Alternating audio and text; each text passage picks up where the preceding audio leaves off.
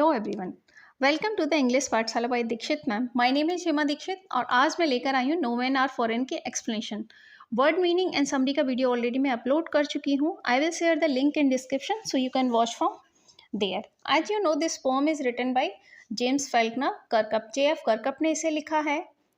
And this poem has been divided into 5 stanza. Poem पूरी 5 stanza में divide है and each stanza has 4 lines. हर एक stanza में 4 लाइन्स हैं।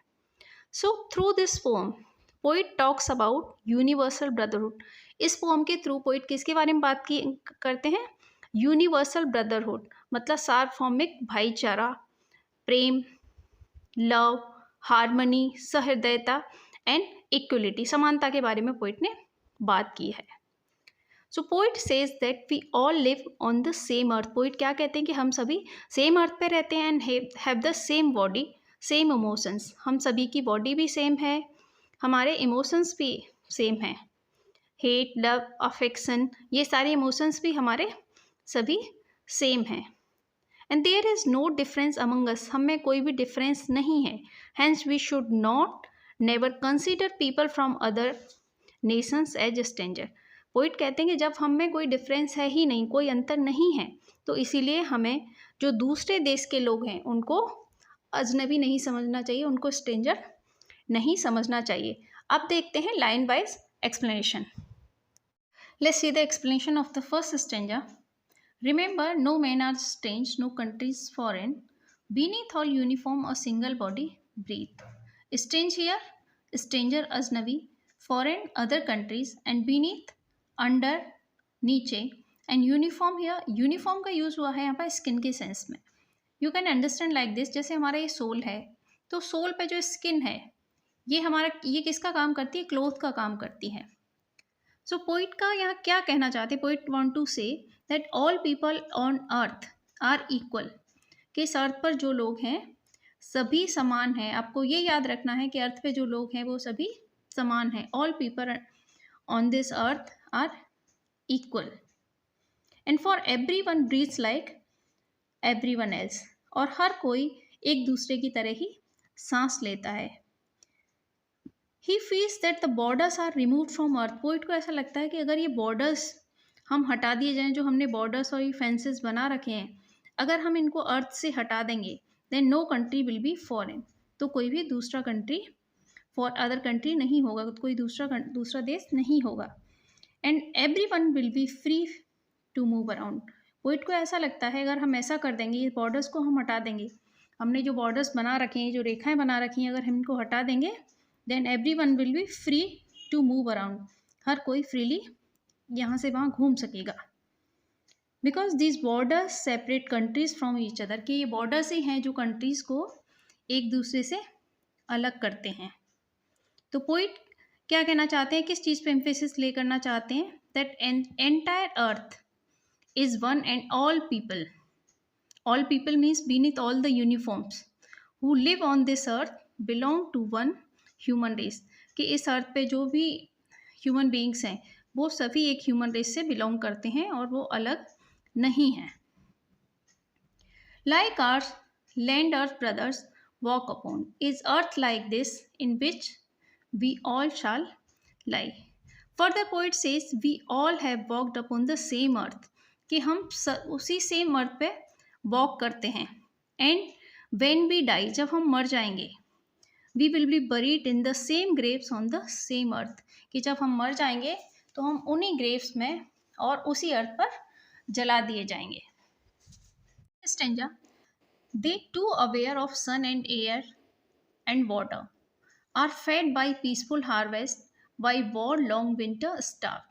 दे यहाँ किसके लिए यूज हुआ है? People from the other countries, जो दूसरे देश के लोग हैं उनके लिए दे का यूज हुआ। अवेयर मीन्स यहाँ क्या है? अवेयर, कॉन्शियस, जागरूक होना। पीसफुल हार्वेस्ट का मतलब क्या है? यहाँ पे पीसफुल हार्वेस्ट से मतलब है when there is no war, and starve means dying from hunger, भूख से मरना। तो पोइट ने यहाँ इस लाइन के थ्रू सिमिलैरिटीज ड्रॉ की हैं। Poet draws similarities between the people he belongs and the people from the other countries.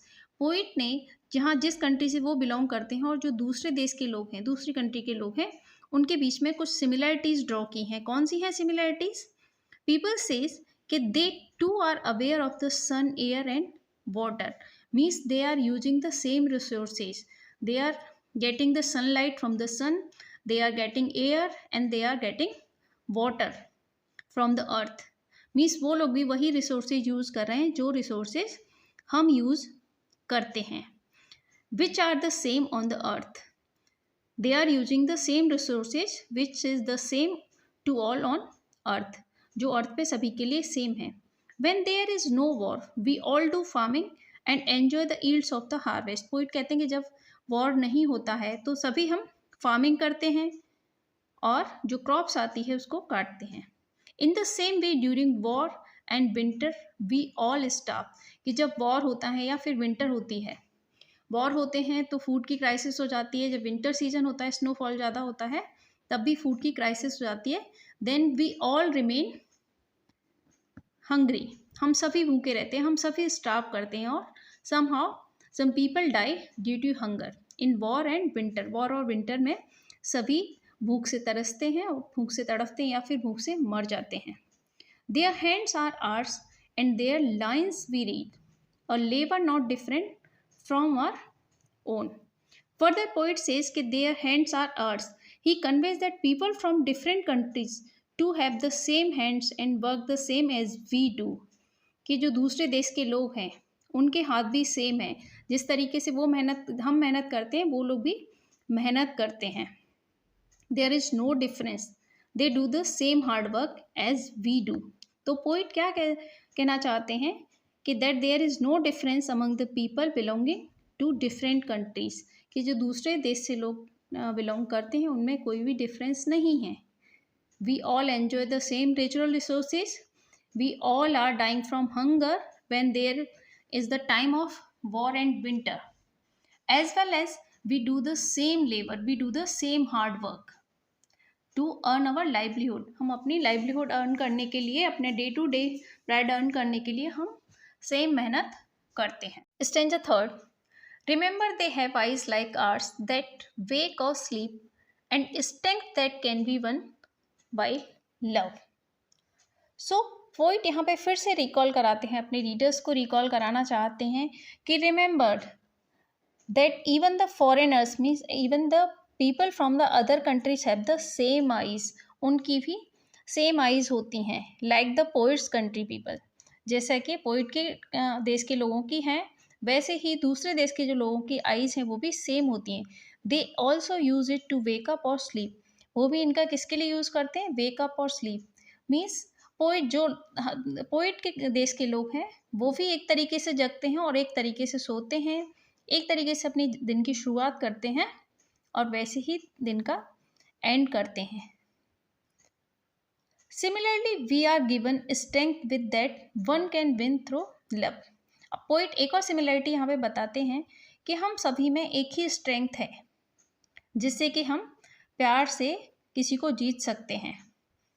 In every land is common life that all can recognize and understand. आगे poet कहते हैं in every land that is in every country, कि हर देश में और हर land पर क्या है, there is common thing. कौन सी है common thing? That is life. एक लाइफ ही ऐसा है जो कि कॉमन है बिकॉज लाइफ इज सेम. किसी भी देश के लोग हों सबका लाइफ एक जैसी होती है, सबकी लाइफ एक है. If a person could recognise this universality, poet कहते हैं कि अगर हम इंसान इस एकता को पहचान जाएं, then there will be no fights और वॉर्स बिटवीन कंट्रीज, कि अगर हम इस एकता को समझ जाएं तो कंट्रीज के बीच में, देशों के बीच में कोई भी वॉर्स नहीं होंगे, कोई भी फाइट्स नहीं होंगे, कोई भी युद्ध नहीं होंगे. Fourth stanza, let us remember whenever we are told to hate our brother it is our self that we shall dispossess, betray, condemn. Remember who take arms against each other. Let us remember. Again यहाँ पे poet अर्ज करते हैं अपने readers से कि you always have to remember that we are one and cannot be divided. तुम्हें हमेशा ये याद रखना है कि हम एक हैं और कभी भी डिवाइड नहीं हो सकती. पोइट कहते हैं कि whenever we are told to condemn a certain person or country, कि जब हमें किसी पर्टिकुलर कंट्री या पर्सन को क्रिटिसाइज करने के लिए बोला जाता है, then it is us who makes a choice. तो ये हमारे ऊपर डिपेंड करता है कि हम कैसी चॉइस लेते हैं, हम क्या पसंद करते हैं, हम वेपन किसी के अगेंस्ट में उठाते हैं कि नहीं उठाते हैं। It is us who chooses to pick up the arms, it's up to us. ये हमारे ऊपर डिपेंड करता है कि हम वेपन्स उठाते हैं कि नहीं। We should remember that killing another human being is not a solution of our problem. Poet क्या कहते हैं कि ये हमें हमेशा याद रखना चाहिए कि दूसरे ह्यूमन बीइंग को या दूसरे कंट्री के लोगों को मारना किसी प्रॉब्लम का सॉल्यूशन नहीं है। When we are in state of war, जब हम वॉर की स्टेट में होते हैं, then both countries lose many human beings. जब वॉर होते हैं तो आपने देखा होगा कितने लोग मर जाते हैं। अभी आपने रसिया और यूक्रेन का देखा है, कितने सोल्जर्स की डेथ हो चुकी है। तो पोइट कहते हैं कि when we are in state of war both countries lose many human beings, कि जब हम स्टेट ऑफ वॉर में होते हैं, जब युद्ध चल रहा होता है, तो दोनों देशों के लोग, मतलब सभी कंट्रीज़ के लोग जो उसमें पार्टिसिपेट करते हैं, काफ़ी लोगों की डेथ हो जाती है। And no side wins, everybody in a war lose, कोई भी उसमें जीतता नहीं है और एक तरीके से सभी उसमें हारे हुए होते हैं, because it is a death of human beings. यहाँ किसकी, लोगों की डेथ हो रही है, वहाँ कोई हार या जीत नहीं है। The poet tells that you have to remember when we decide to picking up the arms. Poet कहते हैं कि हमें ये याद रखना है कि हमें आर्म्स कब उठाने हैं, हमें वेपन्स कब उठाने हैं। तो पोइट क्या अर्ज करते हैं कि वी शुड ऑलवेज रिमेंबर कि अब हम अगर एक दूसरे के अगेंस्ट में वॉर उठाते हैं, वेपन्स उठाते हैं, then we are fighting against the human race, हम ह्यूमन रेस के अगेंस्ट में फाइट कर रहे हैं। Last stanza which is fifth, it is the human earth that we defile, are hells of fire and dust outrage the innocence of air that is everywhere our own. Remember, no men are foreign and no countries strange. Human earth, land of human beings. Defile to make impure, pollute करना. Hells where the devils live, जहाँ के बुरे लोग रहते हैं। बुरे लोग कौन से होते हैं, जिनके के मन में हेट्रेड होता है, नफरत होती है, घृणा होती है। डस्ट है, डस्ट का यूज हुआ है इग्नोरेंस के सेंस में। Outrage, excessive violence, and innocence means purity. तो पोइट क्या कहते हैं कि that it is the land of human beings, ये ह्यूमन बींग्स की लैंड है, to which we are making impure, जिसे कि हम इम्प्योर कर रहे हैं। हम इम्प्योर कैसे कर रहे हैं इसको, ह्यूमन बींग्स की लैंड को। क्या होता है जब दो कंट्रीज में वॉर होता है, when two countries fight, and it is the individuals who are at loss. जब दो देशों के बीच में युद्ध होता है तो किसका लॉस होता है, वो ह्यूमन बीइंग्स में वॉर होता है और उनका लॉस होता है जब वो एक दूसरे को मारते हैं। Death benefits no one with war, क्या डेथ बेनिफिट करती है वॉर से, किसी को नहीं। And in this manner we disrupt our natural balance. Poet क्या कहते हैं कि इस तरीके से हम अपना नेचुरल बैलेंस भी खो देते हैं। And somehow we disrespect God also and make the earth impure, और हम अपनी अर्थ को इम्प्योर करते हैं। Whenever war happens, dead bodies lay on barren ground and there is fire everywhere, कि जब वॉर होता है तो डेड बॉडीज इधर पड़ी होती हैं और डेड बॉडीज को जब बर्न किया जाता है तो कैसा लगता है कि एक तरीके से ये क्या है, hells of fire. Hells of fire, hells of fire का यूज़ यहाँ किसके लिए किया गया है कि वॉर की जो हॉरिफिक पिक्चर है, जो हॉरिबल सीन है, उसको इमेजिन करने के लिए, उसे पिक्चराइज करने के लिए पोइट ने यहाँ पे इसका यूज़ किया है, हेल ऑफ फायर, जैसे एक नर्क की आग है। Poet compares the fire with the hell of fire. क्यों कंपेयर किया है, because he consider that the dead bodies are making the earth impure, क्योंकि पोइट कहते हैं कि जो डेड बॉडीज पड़ी हुई हैं तो वो क्या कर रही हैं, अर्थ को इम्प्योर कर रही हैं, पॉल्यूट कर रही हैं। और पोइट इस तरीके से क्या करते हैं, एक horrific, poet provides us a horrific picture of war and warns us against it, और पोइट हमें वॉर के अगेंस्ट में वॉर्न करते हैं, एक चेतावनी देते हैं। And last line, remember no man are foreign and no countries are strange. So through the last line poet again considers or reminds us that we should not fight against each other. We should remember that no men are strangers. कोई भी stranger नहीं है, and no country is the other country, we all are the same, कि कोई भी country दूसरा country नहीं है, हम सभी सेम हैं, हम सभी एक जैसे हैं. So with this I come to an end of the poem. If you like the video then please do like, comment, share and subscribe and give your feedback.